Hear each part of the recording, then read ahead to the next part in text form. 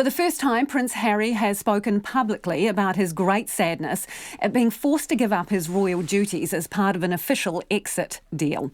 At the weekend, Buckingham Palace announced that Harry and Meghan will no longer be working members of Britain's monarchy and won't use their Royal Highness titles.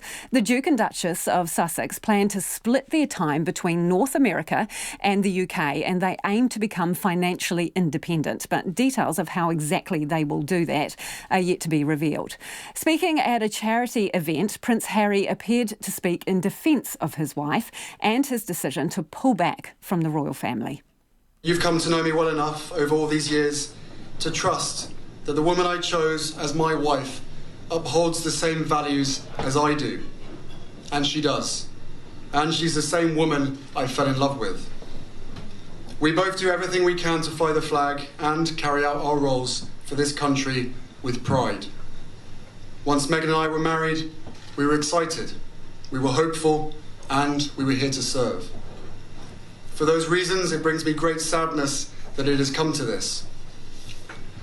The decision that I have made for my wife and I to step back is not one I made lightly. It was so many months of talks after so many years of challenges. And I know I haven't always gotten it right, but as far as this goes, there really was no other option. What I want to make clear is we're not walking away, and we certainly aren't walking away from you. Our hope was to continue serving the Queen, the Commonwealth, and my military associations, but without public funding. Unfortunately, that wasn't possible. I've accepted this, knowing that it doesn't change who I am or how committed I am. But I hope that helps you understand what it had come to, that I would step my family back from all I have ever known, to take a step forward into what I hope can be a more peaceful life. I was born into this life, and it is a great honour to serve my country and the Queen. When I lost my mum 23 years ago, you took me under your wing. You looked out for me for so long, but the media is a powerful force. And my hope is one day our collective support for each other can be more powerful, because this is so much bigger than just us. It has been our privilege to serve you, and we will continue to lead a life of service. So in that respect, nothing changes. And that's Harry, the Duke of Sussex. Earlier I spoke to Richard Palmer from the Daily Express and asked him about Harry's speech. The nub of it is that he and Meghan wanted to really have a halfway house and carry on serving the Queen without being publicly funded and without having some of the restrictions that other members of the royal family have in terms of earning a salary and things like that. And the Queen really wouldn't let that happen. And so he's talked about their sadness and disappointment, really, that they've had to give up that opportunity. You talk about this kind of halfway house of withdrawing from royal life. I mean, how's it working in practical terms? What do you call him now? He's still got his title, he's just not going to use it, but they are still going to be the Duke and Duchess of Sussex. So how does that work? Yeah, I mean, what we've been told is that, they will still be known as the Duke and Duchess of Sussex, but individually they won't be known as his or her Royal Highness, and they'll be known as Harry, Duke of Sussex, and Meghan, Duchess of Sussex. It's not entirely clear whether that's something they volunteered or whether that's something that was forced upon them. I mean, I think it was sort of presented that they certainly agreed to it. I think that's been a difficult one to play for the Queen and the other senior members of the royal family, because when Diana was stripped of her HRH title and was no longer Princess of Wales, had to be called Diana, Princess of Wales, I think that rebounded very badly on the royal family. And so I think this time they were quite keen to stress that it was, the couple had agreed to that. But yes, they haven't been entirely stripped of it, so they can always come back at some point, I guess. I mean, this whole deal is up for review after a year, so there is still that opportunity, I guess, for everybody to say, okay, well, it's been an experiment and hasn't worked that well, and perhaps they'll come back. But having said that, it doesn't sound that likely at the moment. In terms of splitting his time between Canada and the UK, he mentioned in this speech that the UK is his home and it always will be. But do you know anything about his, for example, immigration status? Can he live freely in Canada for the amount of time he wants to, or will he be given special treatment? My understanding is he can live up to 6 months in Canada without needing, just as a British visitor.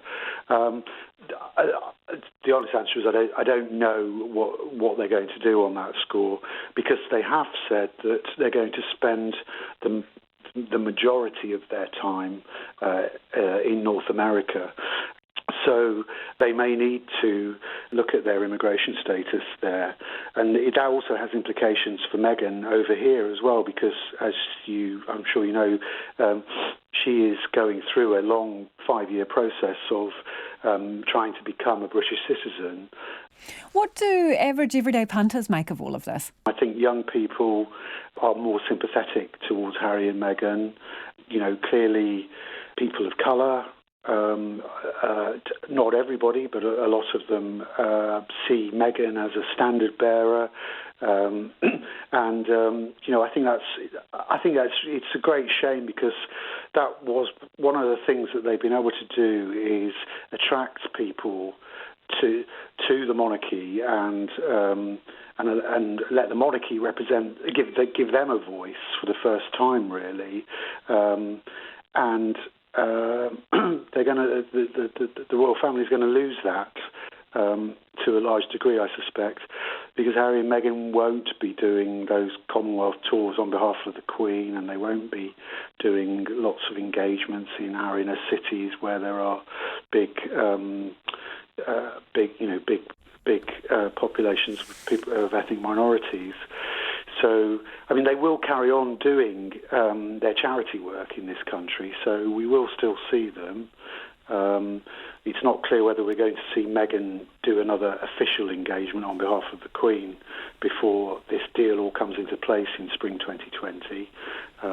Last night it very much sounded as if she probably won't be doing any more. But then, on the other hand, I think they've lost Middle England, this couple. They have alienated a lot of older, more traditionalist supporters of the monarchy. The monarchy has a mission statement on the royal family's official website that talks about acting as a force for national unity, continuity, and stability. And I think the monarchy is always changing, but the idea is to change imperceptibly. And I think one of the mistakes that Harry and Meghan have made is that they have tried to be a voice for more radical change. Thomas Markle, Meghan's father, snippets of an interview that is about to play sometime soon are circulating. What is he saying about his daughter? I think he's talked about them being lost souls, and he's no nearer any sort of reconciliation with his daughter. In fact, it's looking as if he's going to be appearing as a star witness in a court case against his daughter. He looks as if he's appearing on behalf of the Mail on Sunday newspaper, which she's suing essentially for breach of privacy, for using one of her letters to him. And that promises to be a sensational court case. If they both get into the witness box, at the moment it's hard to see how Meghan can avoid being called into the witness box. Although our courts traditionally have been quite protective of the royal family, so I don't know how that will play out. Again, personally, I think that it's a huge mistake they've made. In not rebuilding bridges with Thomas Markle, because he's out there again now. Yeah, he's appearing in a Channel 5 documentary. He's been talking to other newspapers. and he's just going to be a constant thorn in their side.